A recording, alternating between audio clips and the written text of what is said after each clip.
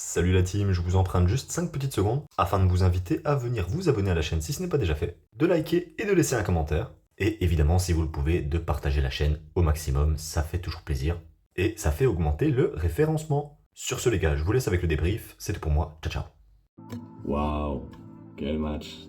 Quel match. Dommage, c'est passé à ça, mais c'est pas grave. Débrief pas prévu du match entre le Real Madrid et le Celta Vigo. Le Real Madrid a failli enchaîner un troisième match sans victoire au stade du Celta Vigo. C'est passé à ça, 94e minute. C'est vraiment pas passé loin. Le Celta Vigo y a cru, j'y ai cru, tout le monde y a cru d'ailleurs. Il n'y a que le Real qui croyait encore à la victoire et ils ont été la chercher.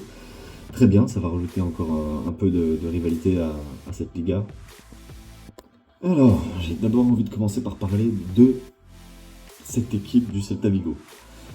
On en connaît quelques-uns, on connaît Iago Aspas qui a joué 5 minutes à la fin, même si ça n'a pas fonctionné, on connaît Iglesias aussi, un bon joueur de football, qui a claqué un goal d'ailleurs, pas mal, mais bon, c'était pas suffisant malheureusement. On connaît aussi ce joueur là qu'on avait à gauche, là, je me souviens plus, Oscar Mingueza, voilà, c'est ça. Voilà, c'est une très belle équipe. Ils ont sorti quelques jeunes joueurs que j'ai bien aimés. C'était un match, d'ailleurs, je vais dire, très bon de la part du Celta Vigo, malgré la défaite à domicile. Ils auraient pu honnêtement le gagner. C'est dommage, c'est vraiment pas passé loin, comme je l'ai dit tout à l'heure. Le Real Madrid est sur un fil, vraiment sur un fil, parce que le prochain match, va leur souffler les gars, hein. Chaque match c'est compliqué. D'ailleurs les fans du Real Madrid, je me demande comment vous faites pour supporter votre équipe toutes les semaines parce que ça devient vraiment difficile à regarder. Non. Pour rester sérieux, le Real Madrid a sorti un match clownesque comme d'habitude. On peut ressortir quelques individualités comme Tchouaméni. Aujourd'hui, d'habitude je le critique, c'est vrai. Là je l'ai trouvé plutôt bon, hein, à l'image de son goal d'ailleurs.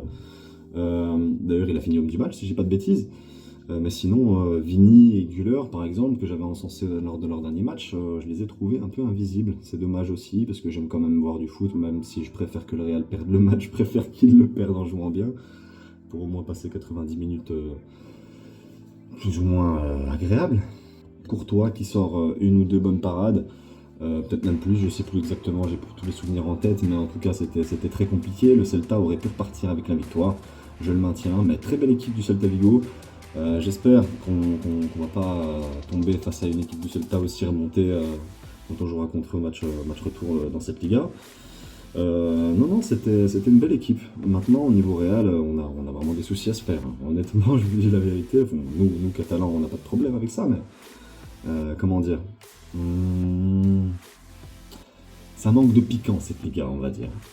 Si tu regardes les résultats et uniquement les résultats du Real Madrid, tu te dis que c'est quand même compliqué de défendre la Liga dans le classement FIFA, UEFA des plus grands championnats mondiaux.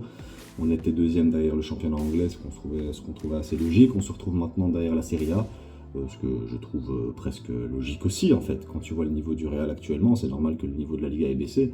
Le Barça est sur une pente plus ou moins équivalente à celle de la saison dernière, sauf que le Real, eux, ils sombrent de plus en plus. C'est de plus en plus grave leur crise. Leur entraîneur, ça va pas. D'ailleurs, il est en intérim, je sais pas ce qu'ils vont faire. Et vous, les Zidane, ils pourront pas l'avoir, il attend les Bleus, et il va les avoir d'ailleurs. Donc, qu'est-ce qu'ils vont faire, le Real Madrid? Ils ont beaucoup de stars. Bon, après, on va dire, il y a beaucoup d'absents côté Real, c'est vrai, je vous l'accorde, il y a pas mal d'absents côté Real. Mais est-ce que ça justifie sincèrement le niveau de jeu de votre équipe, les gars? Ah non, c'est chaud. Les gars, honnêtement, si j'étais à votre place, c'est chaud. J'éteindrais ma télé bien avant la fin du coup de sifflet final. En tout cas, le Barça, on avait possibilité de prendre 7 points d'avance sur le Real Madrid, potentiellement même 6 avec ce match. Ou 5, je ne sais plus exactement les points, je ne vais pas faire le calcul comme ça de tête, mais on aurait pu prendre une plus grande avance, c'est pas le cas, c'est passé à rien, comme je l'ai dit, c'est dommage. Mais pour la suite du Real Madrid, en tout cas, moi je me fais pas de soucis vis-à-vis du Barça. Je sais que voilà, on a encore la Ligue des Champions et la Liga à jouer. Cette Liga va être potentiellement plus facile que prévu. Il faut savoir qu'on a encore un match retour à jouer contre le Real Madrid. Donc si ça se joue correctement, et en plus je crois que c'est au Camp Nou, on devrait pouvoir les battre. Normalement, si je dis pas de bêtises, on a le match retour contre l'Atlético de Madrid aussi. Donc ça, il faudra voir comment est-ce que ça va se faire. Mais je pense qu'on a de bonnes chances pour cette Liga, ce qui donnerait au total Coupe du Roi et Liga, ce qui donne pas dégueu, sachant qu'on avait pris la Super Coupe la saison passée, on la prendra pas. Non, pardon, Super Coupe et Liga, la saison passée on a pris la Coupe du Roi aussi, celle-là on l'aura pas. Par contre, la Ligue des Champions, il faut voir, on est tombé dans le bon côté du tableau, on va dire ça, ouais, à peu près, c'est vrai. Est-ce qu'on peut aller jusqu'en finale? Il faudra battre Arsenal, si jamais ils y arrivent jusque-là aussi.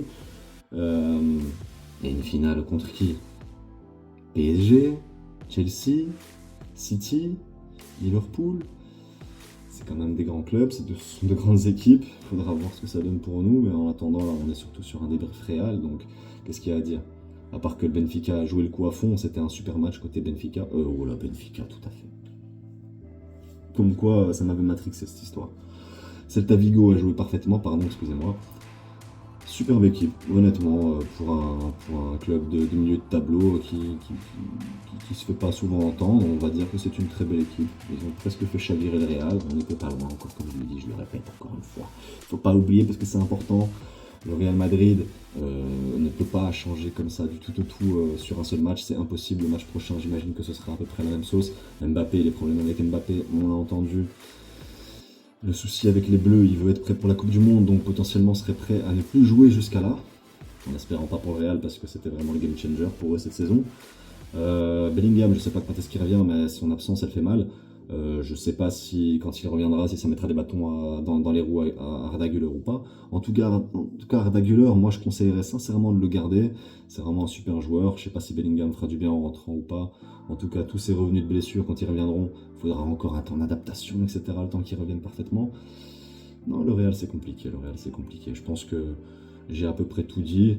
On est sur une bonne lancée, nous côté Barça, pour venir remporter cette Liga 2 fois d'affilée, ça c'est pas mal. On essaie un petit peu de rattraper le record national du Real Madrid. Ça va se faire petit à petit avec les années si on continue à jouer comme ça, en espérant que le Real Madrid fasse d'autres faux pas pour pouvoir continuer à célébrer. En attendant, nous on a un match demain contre l'Athletic Bilbao à San Mamés.